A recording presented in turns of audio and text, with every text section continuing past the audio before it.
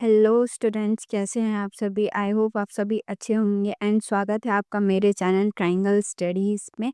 And मैं हूँ प्रीत सिंह। ठीक है, तो चलिए स्टार्ट करते हैं आज का लेक्चर। ठीक है, हमने पिछले लेक्चर में जो है आई होप आपने देख लिया होगा। मेरे पिछले लेक्चर को जो है मैंने रिकॉर्ड किया था, ठीक है, वीडियो। बट क्या हुआ था कि इस वीडियो जो है उसका कैमरा ही स्टार्ट नहीं हो पाया था। इस वजह से मुझे सिर्फ अकेले सिर्फ लेक्चर ही डालना पड़ा था। ठीक है, रिकॉर्डिंग नहीं डाल पाई थी मैं पूरी। ठीक है, तो आई होप आपने वो पिछला लेक्चर जो है वो बहुत ज़्यादा इम्पॉर्टेंट था। ठीक है, डिस्प्लेसमेंट रिएक्शन के ऊपर हमने पिछले लेक्चर में बात करी थी। ठीक है, तो आपने आई होप देख लिया होगा। ठीक है, किस तरीके से चीज़ें होती हैं, किस तरीके से रिएक्टिविटी सीरीज थी, वो सारी चीज़ें जो हैं आपने अच्छी तरीके से देख ली होंगी। ठीक है, एंड कोई भी डाउट्स हो तो प्लीज़ आप कमेंट सेक्शन में मुझे बता सकते हैं। ठीक है, एंड प्लीज़ प्लीज़ प्लीज़ थोड़ा पढ़िए। ठीक है, मुझे समझ नहीं आ रहा है कि आप लोग किस तरीके से जो है वो लेक्चर्स देख रहे हैं। ठीक है, आप लोग कुछ लेक्चर्स देखते हैं, कुछ लेक्चर्स नहीं देखते हैं। तो आप लोग अगर मुझे नहीं बताएंगे तो मुझे समझ नहीं आएगा, क्योंकि आप लोगों को lecture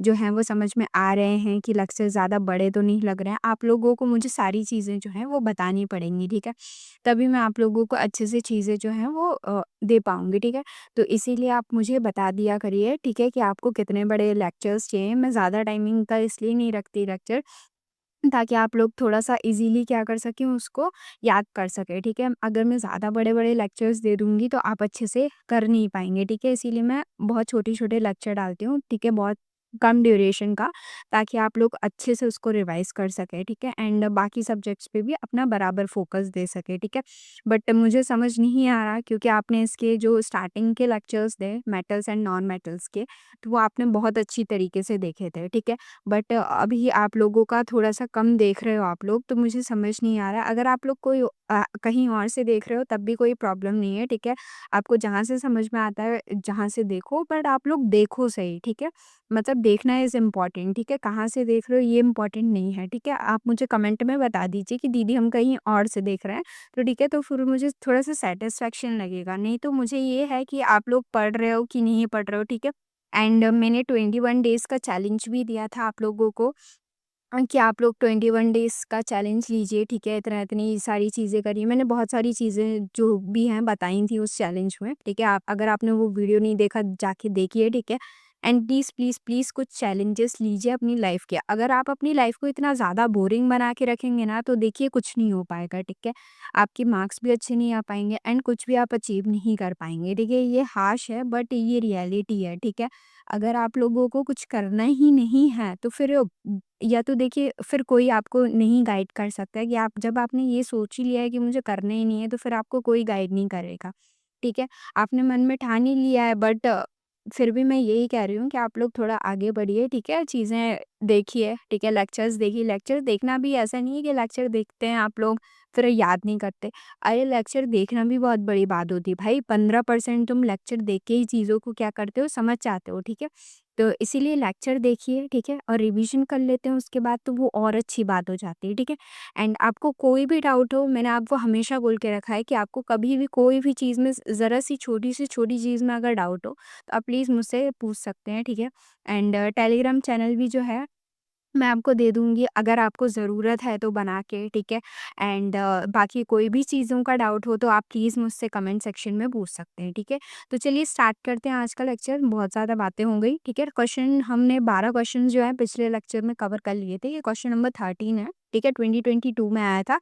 name two metals which do not corrode easily, give reason. ठीक है, कौन से दो मेटल्स हैं जो इजीली करोड नहीं होते। ठीक है, तो आपको पता है इनकी लीस्ट रिएक्टिव होते हैं, तो इजीली कोरोड नहीं होते। ठीक है, कौन से हैं वो? Gold and platinum. ये इजीली आपने देखा होगा कि मम्मी के घर पे गहने वगैरह, ज्वेलरीज वगैरह रखी रहती है गोल्ड वगैरह की, प्लेटिनम्स की। ठीक है, तो वो इतनी जल्दी क्या कहते हैं रस्टिंग नहीं होती, कोरोड नहीं होती। ठीक है, वो खराब नहीं होते आसानी से, वो चीज़ों के साथ क्या नहीं करती, रिएक्ट नहीं करती। ठीक है, तो क्या आंसर है? Gold and platinum. रीजन क्या है? Gold and platinum are placed at the bottom और रिएक्टिविटी सीरीज, क्योंकि वो सबसे ज्यादा क्या होते हैं? लीस्ट रिएक्टिव होते हैं, ठीक है। And they are very less reactive, ठीक है, least reactive metal, and do not react with oxygen, water और acid present in the environment, ठीक है। Therefore they do not corrode easily, these are called noble metals, and इन्हें हम क्या बोलते हैं? नोबल मेटल्स भी बोलते हैं, ठीक है। नेक्स्ट क्वेश्चन पे चलते हैं। क्वेश्चन नंबर 14 क्या है? क्वेश्चन नंबर 14 2021 एंड 2019 में आ चुका है। Why is aluminium more reactive than iron yet it is less easily corrode, ठीक है। एल्यूमिनियम जो है वो ज़्यादा रिएक्टिव है आयरन से, क्यों? क्यों इजीली रिएक्टिव कोरोड, तो इसका आंसर क्या है? Although aluminium is more reactive than iron, ठीक है, aluminium is less easily corrode, ठीक है, because when aluminium is expose to air it form a thin layer of aluminium oxide, ठीक है। ये एल्यूमिनियम इसलिए आसानी से ज़्यादा आयरन से भी ज़्यादा कोरोड इसलिए हो जाता है क्योंकि अपने ऊपर ये थिन लेयर बना लेता है एल्यूमिनियम ऑक्साइड की, ठीक है, Al2O3 की, ठीक है, on its surface, and this oxide layer is very stable and protective, ठीक है। It prevent further reaction of aluminium with air and water, this process is called passivation, ठीक है। मैं इसलिए आपको क्वेश्चंस जो है वो इतने डिटेल में करवाती हूँ क्योंकि बहुत सारी चीज़ें जो है हम लेक्चर के नोट्स में कवर नहीं कर पाते हैं, तो ठीक है। तो बहुत सारी चीज़ें जो है हम क्वेश्चंस के थ्रू भी समझ सकते हैं कि किस तरीके के क्वेश्चंस जो हैं आपके एग्जाम में जो है आ सकते हैं, ठीक है। तो याद रखिएगा, ठीक है, पैसिवेशन किसे कहते हैं? एल्यूमिनियम के ऊपर एक एल्यूमिनियम ऑक्साइड की लेयर आ जाती है, ठीक है, एंड ये आयरन से भी ज़्यादा क्या होता है? रिएक्टिव होता है, ठीक है। एंड वो एल्यूमिनियम ऑक्साइड की लेयर इसलिए आ जाती है ताकि एल्यूमिनियम है जो वो दोबारा रिएक्ट ना कर पाए एयर के साथ, वाटर के साथ, ठीक है। इसको क्या बोलते हैं? पैसिवेशन बोलते हैं इस प्रोसेस को, ठीक है। Iron on the other hand form a loose layer of rust, ठीक है, F2O3, ठीक है, which flake off and exposing fresh iron to corrosion, ठीक है। एंड आयरन जो आयरन भी होता है तो वो क्या बनाता है? लूज लेयर बना लेता है रस्ट की, ठीक है, and which flakes off and exposing fresh iron to corrosion, ठीक है। आप लोगों को समझ में आया? ठीक है, नेक्स्ट क्वेश्चन पे चलते हैं। फिर से ये डिसेंडिंग ऑर्डर में आपको रिएक्टिविटी सीरीज, आप लोगों ने आई होप रिएक्टिविटी सीरीज जो है वो याद कर ली होगी, ठीक है। आपका पूरा जो चैप्टर है वो इर्द गिर्द इसी रिएक्टिविटी सीरीज के ऊपर घूमता है, तो ठीक है, अच्छे से आप लोग वो रिएक्टिविटी सीरीज जो है वो याद कर लीजिएगा, ठीक है। ये क्वेश्चन आप वहाँ से बना सकते हैं, ठीक है। नेक्स्ट क्वेश्चन पे चलते हैं। क्वेश्चन नंबर 16 2023 में आ चुका है, ठीक है। Write the chemical equation for the reaction that take place when aluminium react with copper sulphate solution and silver react with copper sulphate solution, ठीक है। तो क्या होगा? एल्यूमिनियम कॉपर सल्फेट के साथ रिएक्ट करेगा, ठीक है। तो एल्यूमिनियम है, कॉपर सल्फेट सॉल्यूशन है, तो क्या होगा? एल्यूमिनियम हो जाएगा, क्यों? क्योंकि कॉपर क्या है? लीस्ट रिएक्टिव है, ठीक है।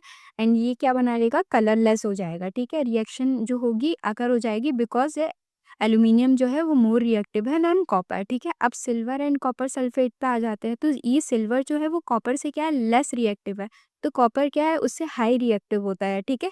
तो क्या होगा? वो कॉपर को हटा नहीं पाएगा। मैंने बोला था ना कि ज़्यादा स्टेबल वाला है, तो वो यहाँ पे अगर कम स्टेबल वाला अगर प्रेजेंट होता है यहाँ पे, ये ज़्यादा स्टेबल वाला होता है तो ये इसको लात मार के भगा देता है, ठीक है। बट यहाँ पे ये खुद ही मतलब थोड़ा-सा कमज़ोर है, तो ये इसको कैसे मार के भगा सकता है? इसलिए यहाँ पे रिएक्शन जो है वो पॉसिबल नहीं होगी, ठीक है। नो रिएक्शन अगर because Ag is less reactive than copper, ठीक है। नेक्स्ट क्वेश्चन पे चलते हैं। Question number 70 why can't we store copper sulphate solution in an iron container, ठीक है। We cannot store copper sulfate solution in an iron container because iron is more reactive than copper. Iron will displace copper from copper sulfate solution, ठीक है।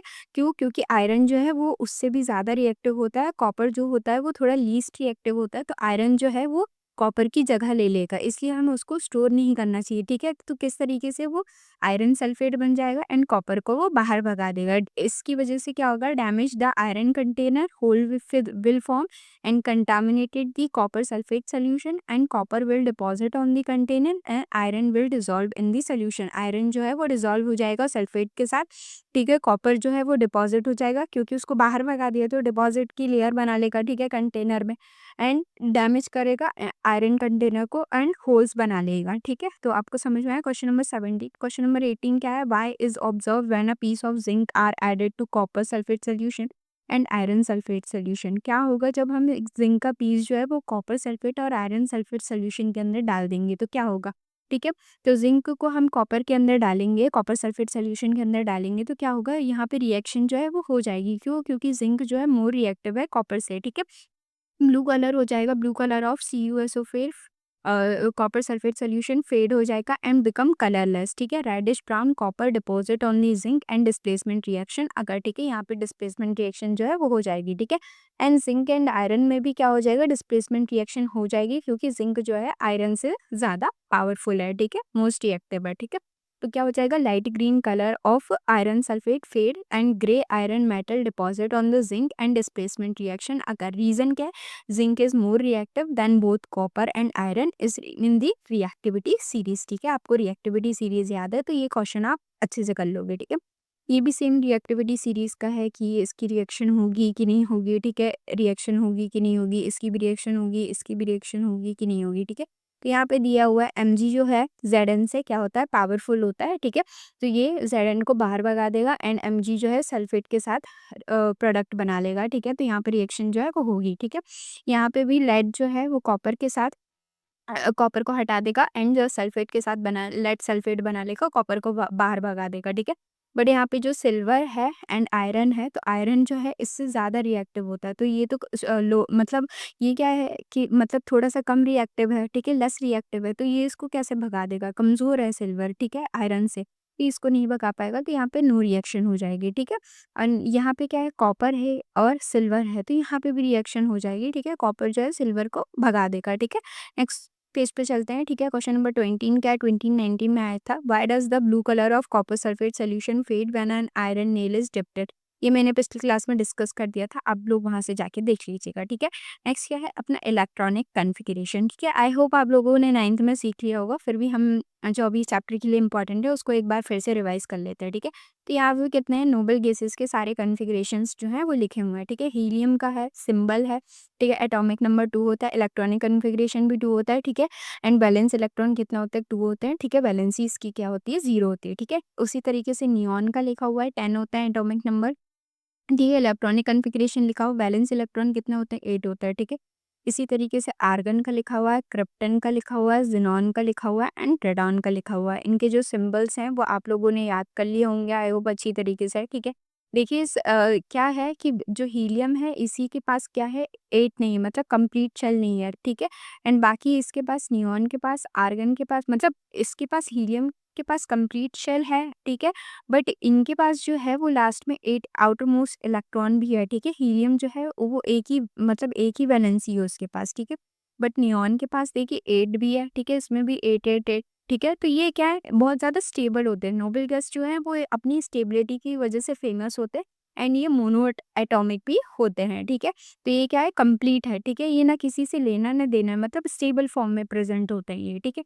तो क्या लिखा हुआ है यहाँ पे, outermost shell is completely filled except helium which has 2, ठीक है। सबके आउटरमोस्ट शेल जो है वो कम्प्लीटली फिल्ड है एक्सेप्ट हीलियम, उसके पास सिर्फ कितना है, 2 है, ठीक है। All noble gases except helium has 8 electron in the valence shell, ठीक है। इसके पास हीलियम के पास कितने वैलेंस इलेक्ट्रॉन कितने हैं, 2 हैं, बाकी सबके पास देखिए कितने, 8 है, ठीक है। तो ये भी हमें पता है कि सबके पास क्या है, 8 इलेक्ट्रॉन है, बस इसके पास हीलियम के पास कितने होते हैं, 2 होते हैं, ठीक है। वैलेंसी जो है वो 0 है, क्योंकि ना उन्हें किसी से लेना है ना देना है, ठीक है। तो इस तरीके का काम है। तो do not react with other element, क्योंकि they are the stable and unreactive and they exist just a monoatomic gas, यानी सिंगल एटम, ठीक है। ऑक्टेट रूल क्या होता है, ऑक्टेट रूल वो होता है जैसे atom want have to 8 electron in their outermost shells like noble gases. जितने भी ऑक्टेट रूल जो है वो भी फेल हो चुका है, ठीक है, अभी आपके चैप्टर में नहीं है, बट आप आगे जाके पता करेंगे ऑक्टेट रूल जो है वो भी फेल हो जाता है, ठीक है। तो उस इसका मानना ये था कि हर इलेक्ट्रॉन के पास जो है वो 8 इलेक्ट्रॉन्स होने चाहिए उसके ऑर्बिटल को क्या करने के लिए, कंप्लीट करने के लिए, ठीक है।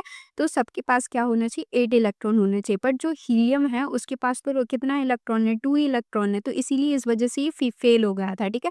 एनसीईआरटी में स्टेटमेंट भी लिखा हुआ है जैसे noble gas has 8 electron in their outermost shell except helium which has 2, they are the chemically unreactive, ठीक है। नेक्स्ट पे चलते हैं, ठीक है। ये पूरे जितने भी मेटल्स हैं तो ये मेटल का इलेक्ट्रॉनिक कन्फिग्रेशन लिखा हुआ है, ठीक है। जैसे सोडियम हो गया, ठीक है, एंड फॉर्मेशन ऑफ आयन ये भी हम अभी पढ़ने वाले हैं, ठीक है।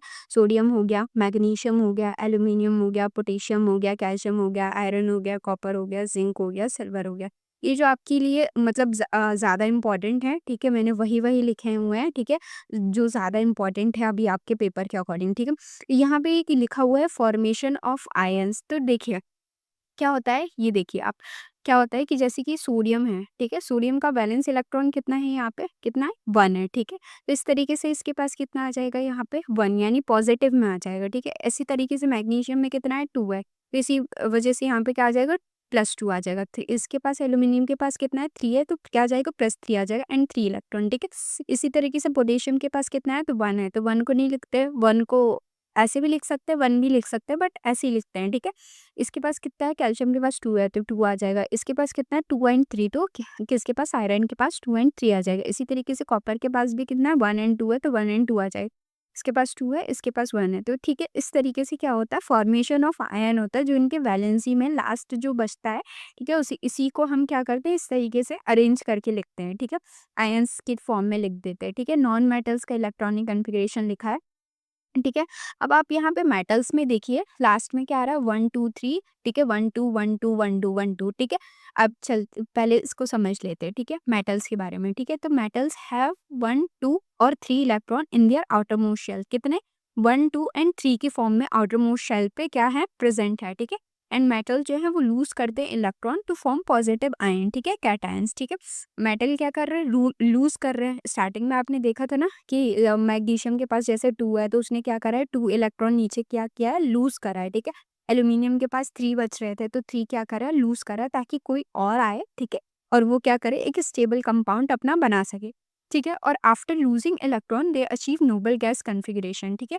जब वो लूज कर देते हैं, तो 1 मिनट में आपको वहीं पे वापस ले चलती हूँ पीडीएफ में, ठीक है। अगर वो इसको लूज़ कर देंगे, तो ये क्या बना लेंगे? 2 8 बना लेंगे, जो एक नोबल गैस कॉन्फ़िगरेशन की तरह बन जाएगा, ठीक है। उनके उसमें लास्ट शेल में 8 8 8 इलेक्ट्रॉन प्रेज़ेंट है, तो ये क्या हो जाएगा? नोबल गैस बन जाएगा। जब ये इसको 2 को लूज़ कर देगा, ठीक है, 3 को लूज़ कर देगा, तो क्या बन जाएगा? ये नोबल गैस बन जाएगा। नोबल गैस जब बन जाता है उस स्टेट में, तो वो क्या हो जाता है? Stable state. तो हर एटम मतलब हर मॉलिक्यूल क्या बनाना चाहता है? एक स्टेबल स्टेट बनाना चाहता है, ठीक है। तो इसीलिए आसानी से क्या कर देते हैं? इनको लूज़ कर देते हैं। जस्ट अ सेकंड, हाँ, तो ठीक है। फिर वैलेंसी ऑफ मेटल क्या है? Number of electron in the outermost shell, ठीक है। जितने नंबर ऑफ इलेक्ट्रॉन है आउटरमोस्ट शेल में, उसी को हम क्या कहेंगे? वैलेंसी कहेंगे, ठीक है। एनसीईआरटी में स्टेटमेंट दिया गया है, मेटल्स हैव 1 2 और 3 electron in the outermost shell, they lose these electron and form positive ion, ठीक है। अब हम नॉन मेटल की बात कर लेते हैं, ठीक है। नॉन मेटल में हाइड्रोजन है, ठीक है, कार्बन है, नाइट्रोजन है, ऑक्सीजन है, फ्लोरीन है, फास्फोरस है, सल्फर है, क्लोरीन है, ब्रोमीन है एंड आयोडीन है, ठीक है। तो इसकी क्या यहाँ पे लिखी हुई है? इलेक्ट्रॉनिक कॉन्फ़िगरेशंस लिखे हुए हैं एंड वैलेंसीज लिखे हुए हैं, ठीक है। तो इसी तरीके से यहाँ पे भी क्या हुआ कि यहाँ पे हाइड्रोजन है, ठीक है, शेयर करता है इलेक्ट्रॉन को। यहाँ पे क्या हुआ? अब देखिए यहाँ पे क्या है? इसके पास कितनी वैलेंसी बची है? 3 बची है, ठीक है। तो इसने क्या किया? ये नॉन मेटल्स हैं, ठीक है। तो ये क्या चाहते हैं कि इनके पास एक कोई दे दे, ठीक है। जैसे कि अब इनके पास 5 है, लास्ट में कितना बचा है? 5 बचा है, तो इनको कितना चाहिए? 3 चाहिए, ठीक है। कि 3 इनको कोई और दे दे, ताकि ये क्या हो सके? स्टेबल हो सके, मतलब 8 बना सके। इनको सब में लास्ट में क्या चाहिए? कि हम 8 बना सके, ठीक है। तो इसीलिए ये क्या करेंगे, ठीक है। तो इनके ऊपर क्या आ जाता है? नेगेटिव का चार्ज आता है, ठीक है। ये किसी और से लेते हैं और खुद नेगेटिव बन जाते हैं, ठीक है। और वो क्या करते हैं? देते हैं मेटल्स, और खुद के ऊपर क्या हो जाता है? पॉजिटिव चार्ज आ जाता है, ठीक है। इसी तरीके से ये सारे होंगे, ठीक है। इसके भी पॉइंट्स पढ़ लेते हैं। जैसे नॉन मेटल्स हैव 4 5 6, अभी ये ध्यान से देखिए, ठीक है। 4 5 6 7 यही इनका इलेक्ट्रॉनिक कॉन्फ़िगरेशन होता है। Electron in their outermost shells, ठीक है। Non metals gain electron to form negative ion, and वो क्या करते हैं? इलेक्ट्रॉन्स लेते हैं दूसरों से स्टेबल कंडीशन गेन करने के लिए, और वो नेगेटिव बन जाते हैं, ठीक है। After gaining electron they achieve noble gas configuration, ताकि वो स्टेबल हो सके। लास्ट में आउटरमोस्ट शेल में क्या आ सके? 8 आ सके, ताकि वो स्टेबल हो जाए नोबल गैस की तरह, ठीक है। वैलेंसी ऑफ नोन मेटल कैसे करेंगे? 8 minus number of valence electron, ठीक है। जब भी आपको इनकी वैलेंसी निकालनी है, तो 8 में माइनस में क्या करना है? नंबर ऑफ वैलेंस इलेक्ट्रॉन जितने बचे, ठीक है, तो 8 से उसको माइनस करना है, ठीक है। एनसीईआरटी स्टेटमेंट दिया गया है, ठीक है। नॉन मेटल्स हैव 4 5 6 और 7 electron in the outermost shell, they gain electron to complete their octet and form negative ions, ठीक है। नेक्स्ट पेज पे चलते हैं, ठीक है। ये जो लिखा हुआ है, ये टेबल बहुत ज़्यादा इम्पोर्टेंट है। ये अभी तक जितना हमने पढ़ा है, ठीक है, इन सब के बारे में, ये एक उसका पूरा समराइज़्ड फॉर्म है, ठीक है, मेटल्स का, नॉन मेटल्स का एंड नोबल गैसेस का, ठीक।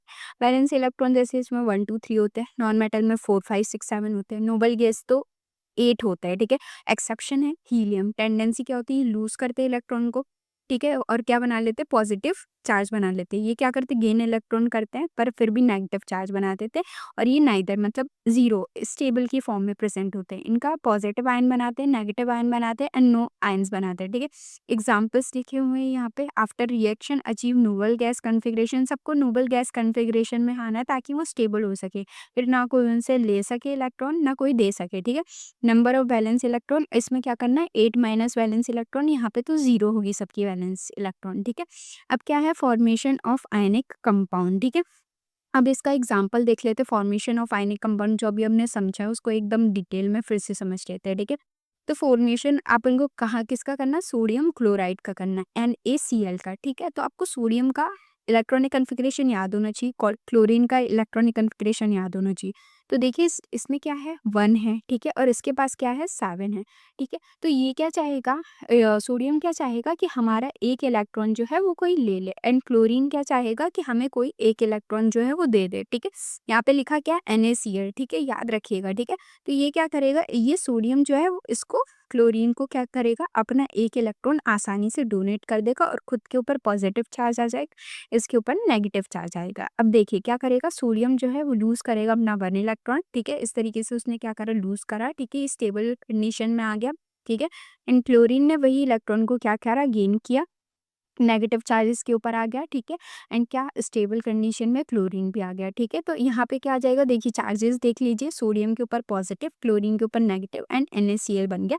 इन दोनों ने एक दूसरे के साथ को क्या करा, कैंसिल कर दिया। ठीक है, and attract each other, and ionic bond का यहाँ पे फॉर्मेशन हो गया। ठीक है, इसका रिजल्ट क्या है, ठीक है, both Na and Cl achieve noble gas configuration. ठीक है, Na has neon configuration, neon की तरह कन्फिग्रेशन, नियॉन कितना होता है, 10 होता है ना। ठीक है, एंड आर्गन का कितना होता है, ठीक है, 18 होता है। ठीक है, तो उसने भी क्लोरीन ने जो है 17 होता है, तो उसने एक इलेक्ट्रॉन जो है वो सोडियम से मांग लिया, तो कितना हो गया, 18 हो गया, तो 288। ठीक है, नेक्स्ट पे चलते हैं, एक और एग्जांपल देख लेते हैं, फॉर्मेशन ऑफ मैग्नीशियम ऑक्साइड। ठीक है, MgO का फॉर्मेशन ध्यान से देखिएगा। ठीक है, मैग्नीशियम कितना होता है, 12 होता है। ठीक है, तो 282। ठीक है, ऑक्सीजन कितना होता है, 8 होता है। ठीक है, पर यहाँ पे कितना है, 2, एंड यहाँ पे कितना है, 6 है। तो 6 में 8 बनाने के लिए हमें कितना चाहिए, 2 चाहिए, तो ये 2 हमें मैग्नीशियम दे देगा। ठीक है, तो अब सेम उसी की तरह क्या हो जाएगा, मैग्नीशियम जो है वो अपना 2 देगा, तो 2 प्लस का साइन आ जाएगा। ठीक है, 2 इलेक्ट्रॉन जो है वो उसने लूज करे, और इसके ऊपर फिर क्या आएगा, नेगेटिव साइन आ जाएगा। ठीक है, तो ये भी स्टेबल हो गया, ये भी स्टेबल हो गया। ठीक है, एंड दोनों ने अपने चार्जेस जो हैं वो कट कर दिए। ठीक है, क्योंकि यहाँ पे भी +2 था, यहाँ पे -2 था, तो दोनों के चार्जेस कट हो गए, एंड MgO का फॉर्मेशन हो गया, Mg2 plus and O2 minus, and achieve neon configuration. ठीक है, दोनों ने एक तरीके से कन्फिग्रेशन अचीव कर लिया। ठीक है, नेक्स्ट एक और एग्जाम्पल देख लेते हैं, आप लोगों को समझ में आ रहा है कि नहीं, मैं इसलिए ज़्यादा एग्जाम्पल करवा रही हूँ ताकि आप लोगों को अच्छे से अच्छे डीप में समझ में आ सके। ठीक है, नेक्स्ट एग्जाम्पल क्या है, formation of magnesium chloride, MgCl2। देखिए अभी तक हमने किसके किसके किसके फॉर्मेशन करे, यहाँ पे MgO का करा है एंड NaCl का करा है, यहाँ पे MgCl2 है, मतलब 2 है यहाँ पे, ध्यान दीजिएगा। ठीक है, अब किस तरीके से, मैग्नीशियम का फिर से कितना होगा, 12 होगा। ठीक है, एंड इसका कितना होता है, 17 होता है। ठीक है, तो अब क्या करना है, यहाँ पे क्लोरीन कितने दिए गए हैं, 2 दिए गए हैं। ठीक है, अब यहाँ पे इसके पास कितना बच रहा है, 2 बच रहा है, तो ठीक है, अब क्लोरीन भी कितने हैं अपने पास, 2 हैं। ठीक है, ध्यान रखिएगा, तो एक ही इसको देगा, एक और क्लोरीन यहाँ पे बनेगा, तो एक अपना 1 इसको दे देगा। ठीक है, इस तरीके से ये यहाँ पे लिखा हुआ है। फिर सबसे पहले क्या करेंगे, इसको Mg ने लूज करा अपने 2 इलेक्ट्रॉन को। ठीक है, 2 इलेक्ट्रॉन लूज कर दिए। ठीक है, फिर हर एक क्लोरीन, मतलब 2 क्लोरीन बनाना है ना हमें। ठीक है, तो हर क्लोरीन ने एक एक इलेक्ट्रॉन जो है वो अपने पास ले लिए। ठीक है, तो आयनिक कंपाउंड का फॉर्मेशन होगा, एंड MgCl2 बन गया। ठीक है, समझ में आया, मैग्नीशियम के पास कितने इलेक्ट्रॉन बचे हैं, 2 बचे हैं, 2 के बाद वो दे देगा, तो वो क्या हो जाएगा, स्टेबल में आ जाएगा। ठीक है, उसी तरीके से क्लोरीन को यहाँ पे कितने लेने हैं, 2 लेने हैं, एक एक क्लोरीन को लेना है, एक दूसरे क्लोरीन को लेना है। ठीक है, तो उन दोनों ने क्या करा, एक एक ले लिया अपने पास। ठीक है, तो माइनस का चार्ज आ गया, माइनस का चार्ज आ गया। ठीक है, तो Mg के पास कितना है चार्ज, 2 प्लस है, और इसके पास कितना है, 2Cl माइनस है। ठीक है, तो इसीलिए क्या होगा, MgCl2 बन गया। ठीक है, नेक्स्ट पे चलते हैं। ठीक है, इसीलिए Mg2 plus has neon configuration. ठीक है, इसका हो गया, एंड क्लोरीन का आर्गन की तरह कन्फिग्रेशन हो गया, and MgCl2 1 Mg needs 2 chlorine atom. ठीक है, नेक्स्ट पे चलते हैं, ये जितना भी अभी तक मैंने पढ़ाया है, ठीक है, ये इसकी समरी है।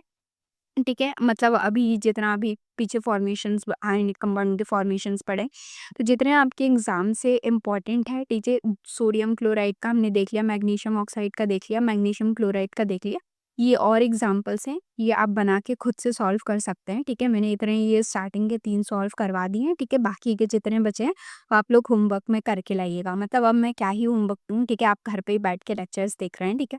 बट इतने जितने और बचे हुए हैं, ठीक है, कंपाउंड्स जितने ये aluminium oxide, sodium oxide, calcium chloride, calcium oxide and aluminium chloride, तो इनका खुद से एक बार फॉर्मेशन करके देखिएगा, ठीक है? बहुत ज़्यादा ईज़ी है, ठीक है? अगर आपको समझ नहीं आ रहा तो आप कमेंट्स में मुझसे पूछ सकते हैं, ठीक है? बट ये ज़रूर करके देखिएगा, बहुत ज़्यादा इम्पोर्टेंट है, ठीक है? नेक्स्ट पे चलते हैं। ठीक है, अब यहाँ पे हमारे क्या आ गए, क्वेश्चंस आ गए, ठीक है? तो अभी लिए हम फिर पिछली क्लास में क्या करेंगे, क्वेश्चन करेंगे, ठीक है? अभी मेटल्स एंड नॉन मेटल्स का ये हमारा लेक्चर जो है वो आज का लेक्चर खत्म होता है, ठीक है? एंड आई होप आपको लेक्चर अच्छा लगा होगा। अगर लेक्चर अच्छा लगा होगा तो प्लीज़ वीडियो को लाइक करिएगा एंड चैनल को सब्सक्राइब ज़रूर करिएगा, ठीक है? एंड मिलती हूँ मैं नेक्स्ट लेक्चर में। एंड कोई भी डाउट्स हो तो प्लीज़ कमेंट्स करना मत भूलिएगा, क्योंकि आपके कमेंट्स जो हैं वो बहुत ज़्यादा वैल्यूएबल होते हैं, ठीक है?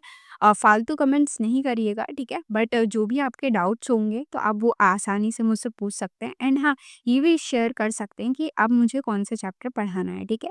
आप मुझे बता सकते हैं जो भी आपको चैप्टर में डाउट है, किसी भी चैप्टर में छोटा से छोटा डाउट है, मैं वो चैप्टर लेके आ जाऊँगी, ठीक है? नहीं तो फिर मैं अपने अकॉर्डिंगली, अगर आप लोग नहीं बताएँगे तो फिर मैं अपने अकॉर्डिंगली ये चैप्टर जो है वो करवाऊँगी, ठीक है? एंड आप लोगों ने मुझे टाइमिंग भी नहीं बताया था, तो आप प्लीज़ मुझे टाइम्स भी जो बता दीजिए किस टाइम पे आपको वीडियो लेक्चर जो है वो चाहिए, ठीक है? अभी शाम को वीडियो लेक्चर जो है वो 7 बजे तक डल जाता है, ठीक है? एंड अगर आपको कोई और टाइमिंग पे लेक्चर चाहिए तो मैं वो भी प्रोवाइड कर दूँगी, ठीक है? तब तक के लिए bye bye and see you in the next video.